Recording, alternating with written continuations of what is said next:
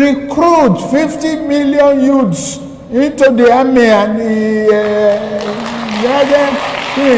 take away from their recruitment source. What they will eat? Cassava, àgbàdo, corn in the morning, yam in the afternoon. It's growing here. You create demand and consumption.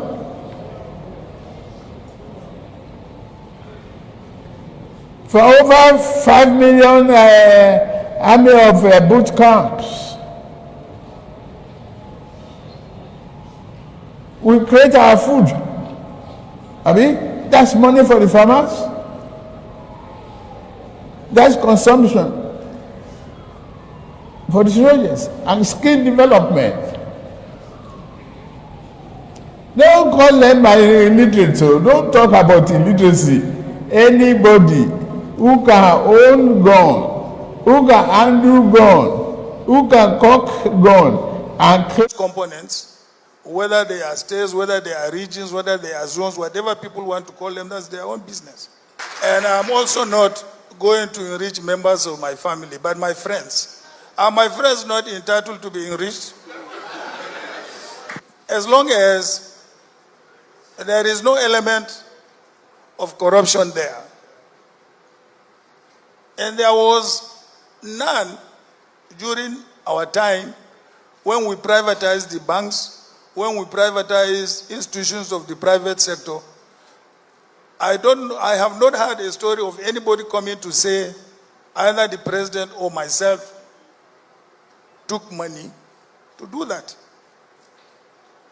So the intention, of course, of deregulating the economy and giving the private sector the responsibility of driving the economy, of course, is to... We have no reason to be in Abuja. They constitute a problem to the traveling public. They follow me to Abuja. I'm the one who is going to go to a meeting. Because they idle in their hotel, they eat more. So I have a lot of bills to pay. In the end, every trip was costing me over 10 million. One trip. And at times I do this 4 or 5 times in a month. So after about the third or fourth trip, I sat down and said, I want you to write name of everybody from me and tell me why and what is the purpose of this person going to be in Abuja.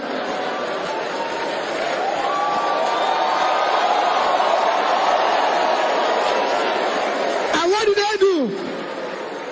What happened? What did they do?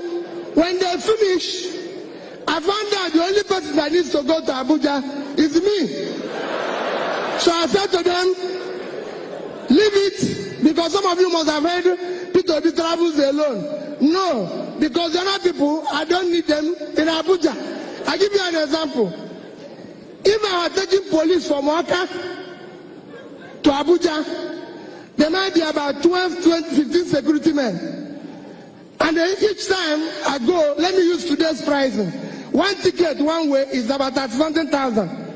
Coming back is at 1,000. I found out that I can talk to the IG then or Novo. I said, Novo, when I'm in Abuja, give me 3 policemen. The other person, give me 2. When I'm going, I give them 5,000, which is not up the ticket of one person going. I said, give 2 people. So nobody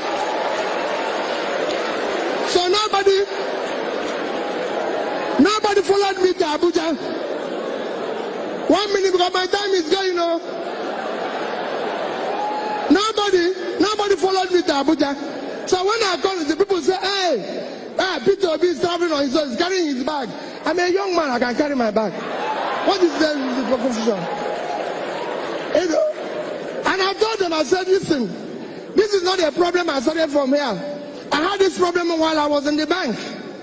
So I know, and I'll tell you that experience. So I said, that stopped. The House had to question me at the end of, there was a time they wanted to go to what they call the World Igbo Congress in America.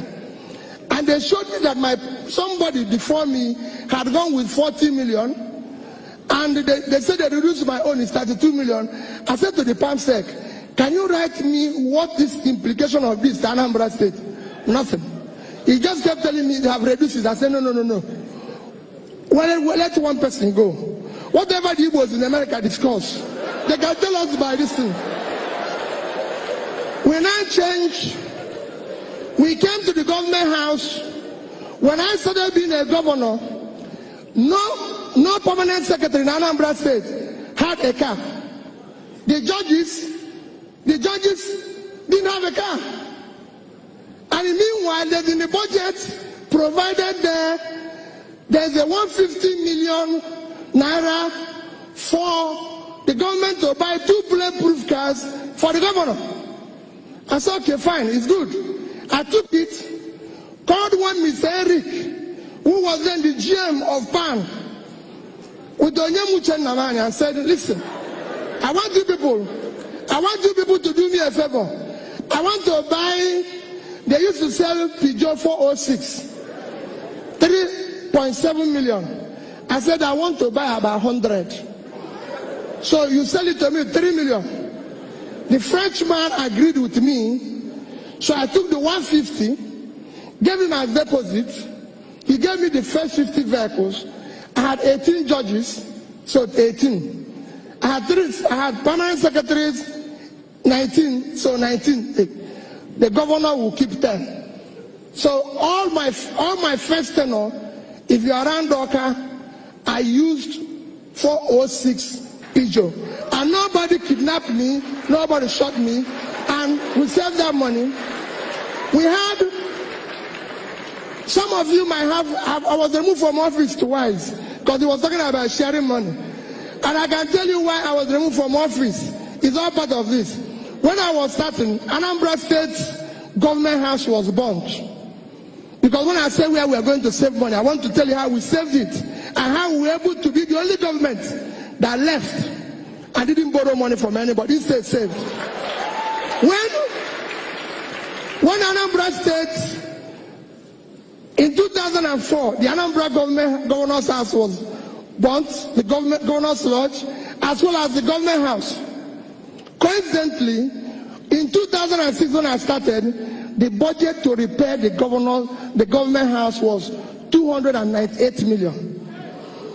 To repair the governor's lodge was 481 million. These are the two reasons why I was impeached.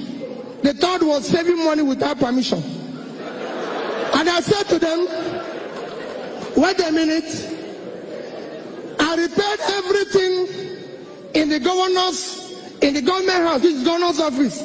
I repaired everything with 43,200,000. The only thing I didn't buy new was furniture. Because there's a table used by one of my predecessors that was kept somewhere, and they say it's old. But I called the man, the furniture man, I said, if you wipe this seat, who deep in it? I just don't say you're right. Where's it to buy a new one? Why are we buying new one? The governor's lodge.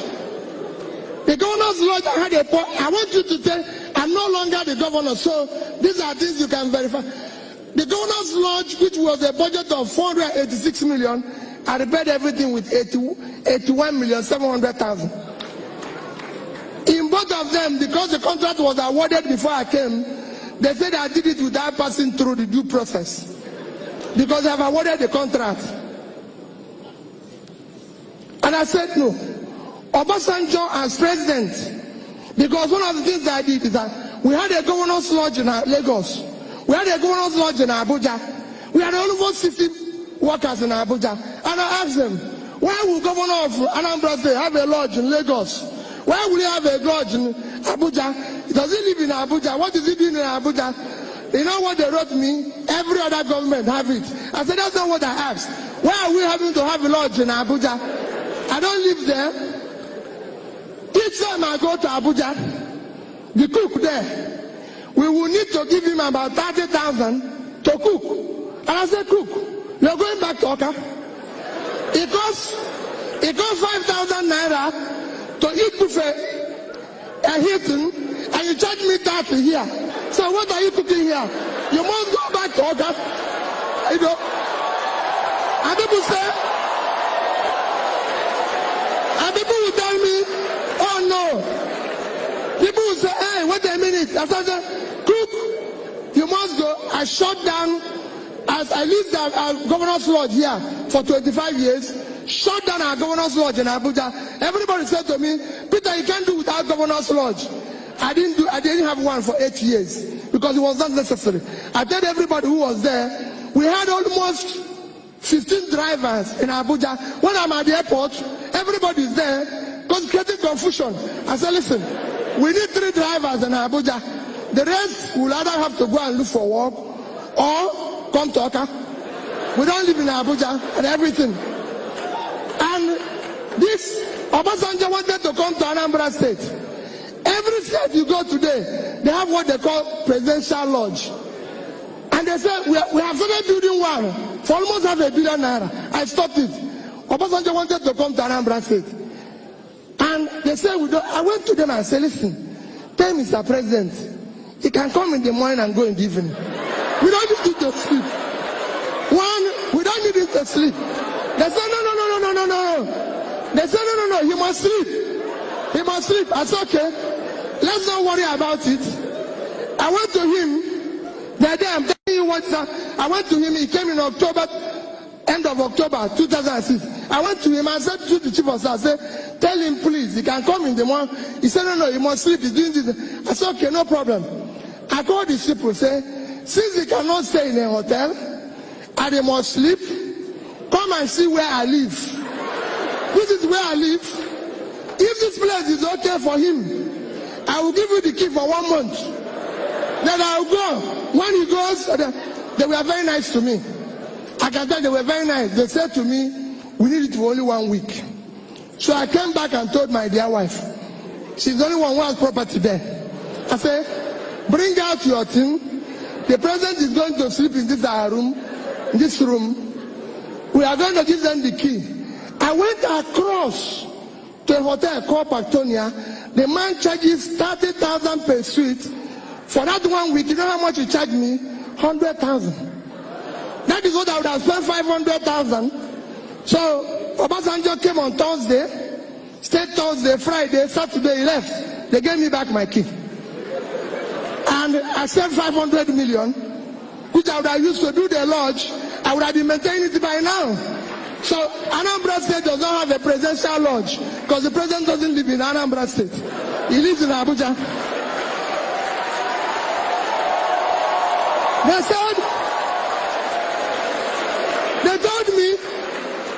They told me that I don't have, they wanted a car.